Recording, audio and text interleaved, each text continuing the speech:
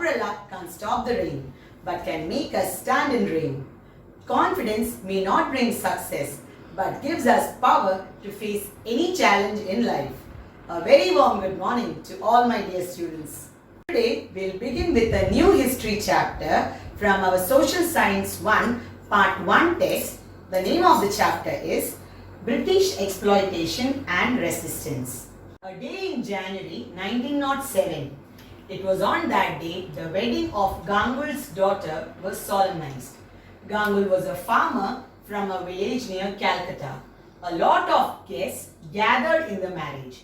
They all were received by offering sweets, but the sweets were without sugar. Instead, it contained jaggery. When someone asked about it, Gangul responded with pride, "The British are responsible for all our miseries. Hadn't we decided to boycott their products? So I preferred Indian jaggery to British sugar. Since the Britishers were responsible for all our miseries, Indians decided to boycott all British products and preferred Indian products against the British products.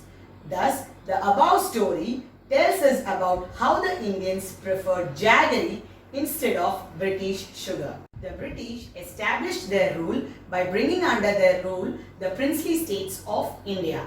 The British conquered the princely states by using military forces and diplomatic strategies. A major part of India came under the British during the span of 100 years between the Battle of Plassey in 1757 and the First War of Indian Independence in the year 1857. Around 63% of the regions is the Indian subcontinent were under the direct control of the British, while rest of the regions were ruled by the native kings who were under the dominance of the British. In the given map, yellow shaded area show regions under the British rule. Now let us discuss about the different land revenue systems implemented by the British in India. Farmers became the victims of the British rule as the land revenue system which was implemented by them had destroyed the backbone of the farmers. The main aim of the British in implementing the tax policy was to maximize their income, for which they implemented different land revenue systems in various regions in India under the British rule. The different land revenue systems implemented by the British in India were, there were three particular different land revenue systems. They were Permanent Land Revenue Settlement, Royotwari System, Mahalvari System. So which are the three different land revenue systems implemented by the British in India? Permanent Land Revenue Settlement, Royotwari System, Mahalvari System. Permanent Land Revenue Settlement were implemented by the Britishers in the regions like Bengal, Bihar and Orissa. Royotwari System was implemented in South Indian regions, whereas Mahalvari System was implemented in North-West regions of India. So, the three different land revenue systems implemented by the Britishers in India were Permanent Land Revenue Settlement, Royotwari System, Mahalvari System. Permanent Land Revenue Settlement was implemented by the British in Bengal, Bihar and Orissa regions. Royotwari System was implemented in South Indian regions, whereas Mahalvari System was implemented in North-West regions. Permanent Land Revenue System was introduced by Lord Cornwallis. Permanent Land Revenue System was implemented in Bengal, Bihar and Orissa regions. Now let us go through the features of Permanent Land Revenue Settlement. The tax was collected by the zamindars. So who collected the taxes? Zamindars. Zamindars were the owners of the entire land where the zamindars had the legal power to collect the tax. The zamindars became the owners of the land, whereas the actual farmers lost their lands to the zamindars and became tenant. The farmers had to pay 60% of their produce as a tax. Farmers had to pay taxes even if their production were poor. The farmers had to compulsorily pay the tax in the form of cash before the cut-off date. So once again, which are the features of permanent land revenue settlement? Firstly, the tax was collected by the zamindars. Zamindars were the owners of the entire land where the zamindars had the legal power to collect the taxes. The zamindars became the owners of the land, whereas the actual farmers lost their lands to the zamindars and became tenants. The farmers had to pay 60% of their produce as tax. Farmers had to pay taxes even if their production was poor. The farmers had to compulsorily pay the tax in form of cash before the cut-off date. Mahalvari system was introduced by British in South Indian regions. The land revenue was collected directly from the farmers.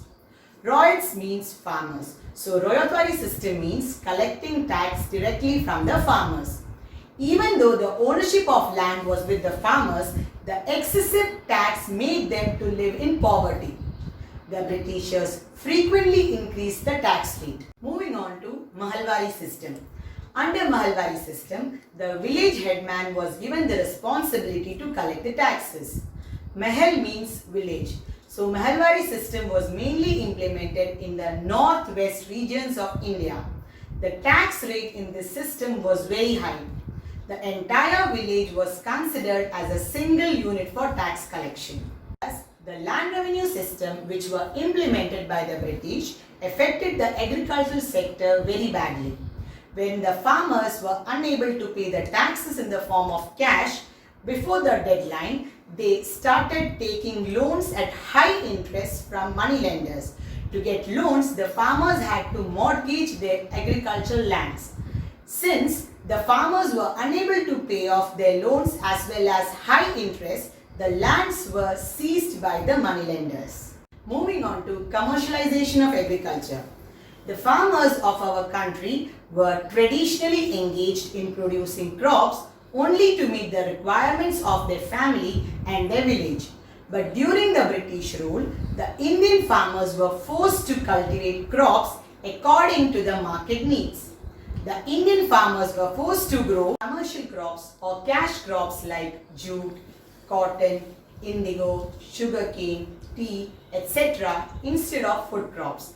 This type of transformation in agriculture is termed as commercialization of agriculture. The Indian farmers were made to pay high taxes in form of cash before the cut-off date. So, in order to meet this, the commercial crops which yielded high amount of prices were grown. Thus, the Indian lands became the cultivating field of Europe. The major commercial crops cultivated were: indigo was cultivated in Bengal and Bihar. Cotton was cultivated in Maharashtra and Punjab. Sugarcane was cultivated in Uttar Pradesh. Tea was cultivated in Assam and Kerala. Jute was cultivated in Bengal and wheat was cultivated in Punjab. Let us now discuss the plight of the Indian farmers of the 19th century. Indigo had high price in the market, which was used for dyeing as no artificial colors were used then. When the Industrial Revolution started in England in the 18th century, the textile industry started growing and there was a high demand for indigo. To get more indigo, the British industrialists gave the Indian farmers a good amount as advance for the cultivation of indigo. Due to the temptation, the Indian farmers widely planted indigo as they were in trouble with no other means to pay the heavy land tax. The farmers who accepted the advance amount from the British was responsible to plant indigo in a fixed portion of his land. The farmers were also forced to cultivate in their most fertile agricultural lands, and so the lands used for the cultivation of food grains was to be reserved for indigo plantations. Due to the interference of British agents in the harvesting season, the farmers received a lower price for indigo. Later on, when artificial colors were invented, indigo was no longer used.